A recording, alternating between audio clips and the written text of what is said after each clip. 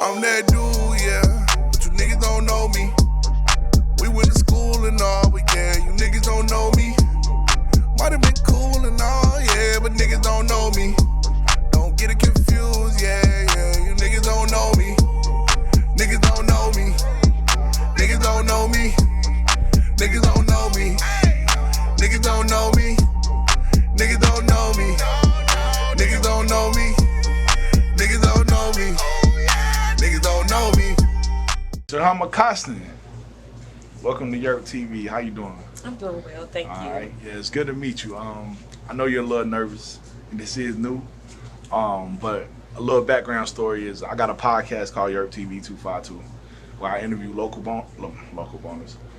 business owners, entrepreneurs, and influential people in the community.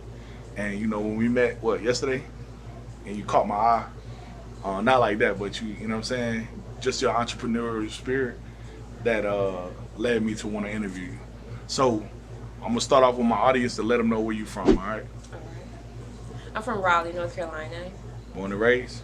No. So where you from before that? I'm originally from Washington, D.C. I was born in D.C., lived in North Carolina from school age till adulthood. Word. Yeah. All right, so tell me, how was it coming up? Yeah, your mom and dad? Yeah, I was raised with my mom and my father. And my father passed when I was 18, so all of adulthood I've been just me and my mom. Word. When your father passed, when you say was he in the house with you? Mm-hmm.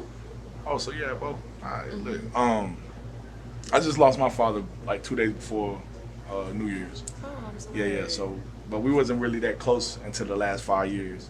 So, how was it growing up with your dad in that sense? Because I never. So actually, growing up with my father, I was a daddy's girl, is what they call it.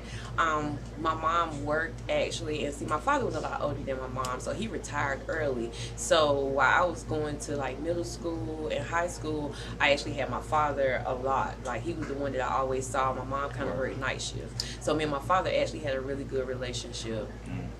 So was he more lenient than your mom? So actually, or was he the type that was on your butt? Nah, actually, because I really didn't get in trouble like that, and definitely didn't get in trouble with my father. No, he didn't see his little girl doing any wrong. But I mean, I was a good child though, you know. For sure. I was an Aries kid. Yeah. Aries, I got a daughter that's Aries. She lit though. I love her to death. I ain't gonna lie. She learned fast. She thinks she the boss of everybody. You know what I'm saying? I don't really mean to think that though, but it just kind of happens. So as you get older, it kind of changes. No, you boss up a little bit more. Word. Let me ask you, what's some jobs you had? What's your worst job you ever had? Worst job? I don't really think I had a worst job, because usually I stayed at jobs and I stayed there like multiple years, so like 6+ years. Yeah. Yeah. Where you worked at? Mostly in the medical field. Okay. Yeah. Like hospitals and stuff like that? Actually, no. I actually worked in doctor's offices. Yeah, that's because they got the better shifts. You get the 9 to 5 or the 8 to 4 or something like that. Running it up. All right. Tell me a little bit about the business that you started and why did you decide to do that? So I do body contouring. I work with the different devices to basically help sculpt the body naturally. So no surgeries. BBLs. So it's like the non-invasive way to achieve the body that you're looking for without the surgeries and without the harsh side effects. So you help women get fat ass without having to do BBL. Right, the surgical stuff. So does that really work? Like, actually, it does work. I'm a walking example of that. Seriously, I am. I started off probably in like 180. Now I'm like 155. Okay. So everything. So you help them lose weight too? Yes, I offer detox coffees, detox teas that I sell, detox clays, wraps.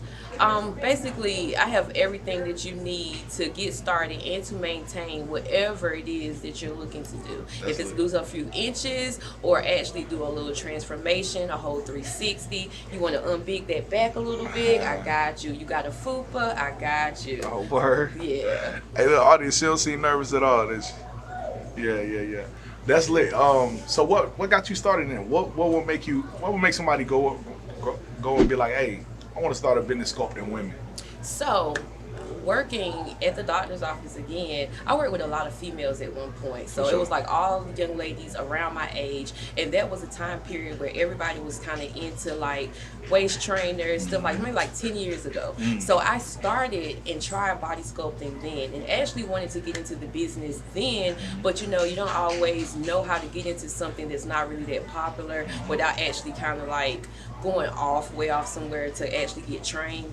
So as the years went on, after the services that I had done, I really was still interested in it. And then as the pandemic came, body contouring became more of a thing. Like everybody's like, okay, this, and I guess because things were closed, so we're trying to find other ways to keep their body right. And since the pandemic, a lot of people actually gained a lot of weight. So now I get a lot of people saying, I was all right before the pandemic. Now I just can't seem to lose that stubborn body fat. And that's exactly what I do. I help get rid of that stubborn body fat using ultrasonic cavitation, laser lipo, the detox clay wrap, sauna detox, foot detox.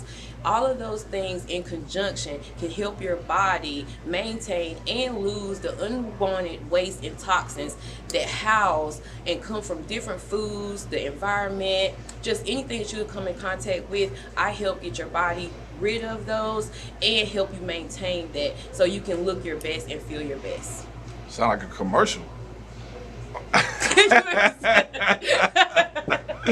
Nah, no cap. I like that though. Do you work with men too? Yes. For real? I be trying to get the men in there because the thing is, even though I work with a lot of people that have a lot of body fat, I also work with people that have minimal body fat. And the people that have minimal body fat, they see the best and quickest results. So I do encourage, if you have just that little pudge and you're trying to get that fat removed and you want to see those abs pop out, I'm the one to come see. Seriously. Okay. Say that.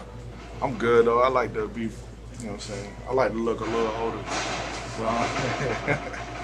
Nah, what's something like that cost though? You gave me your card, and I ain't gonna lie, those prices was kind of crazy. Eh? Not crazy like too much. It's just like I'm just seeing the services. You get 10 of them a day, you in there. You know what I'm saying? So yeah. The initial packages usually are the way to go. Just single sessions or more so if you want to kind of like just see what's going on and you want to kind of like get a feel for the actual procedure. But really where it is getting the packages because you get way more for your money, and then you're actually on this commitment, because what I like to do is at least have the client come in either once or twice a week, because you have to have the sessions at least 72 hours apart. So if they come in once a week or twice a week and drink that water and minimize the meals that you eat, don't eat too many fatty or starch, basically stay away from all your whites, and just increase your water intake, because what that does is help flush the toxins out of your lymphatic system, because that's basically what I'm doing. I'm pushing the fat all into your lymphatic, and basically you're going to help expel it by drinking a lot of water and also doing minimal exercise. So I don't really promote a lot of exercise just because people are looking for an easy way out, but like anything, you have to maintain it. So either you're going to maintain it by coming back to me, or you're going to maintain it by doing some type of exercise. You seem very educated about that field. Did you go to school? So I've had several, I'm 7 times certified right now. So I always look for new upcoming techniques, trends, anything in this industry, I'm on it. I actually want to go to a couple of conferences that are coming up soon just to get a little bit more, because I also do brows also, y'all. So I do permanent brows and semi-permanent brows, because brows are where it's at. Your face look a whole lot better without makeup and just brows. That's facts though. That's facts though. You know, men don't really like all that other shit y'all be doing. I'm just being honest with you. We don't really like that. But women say we ain't doing it for men, but aren't y'all doing it for men? Keep it real. I mean, but it's more so they want to look good for themselves. But for men though, not necessarily. How would you know that you look good if it wasn't up to us? So not necessarily looking good for men, because you still want to look good. When you look in the mirror, you want to feel and look a certain way. So therefore, it's not necessarily for another person's comfort. It's more so for what you feel like. Even though men don't necessarily need it, women need it to make themselves. And I don't know if it necessarily has anything to do with, you know, what another woman looks like. Because for me, that's not the case. I like just fixing up myself just because it makes me feel better inside, and when I feel better inside, I project that outside.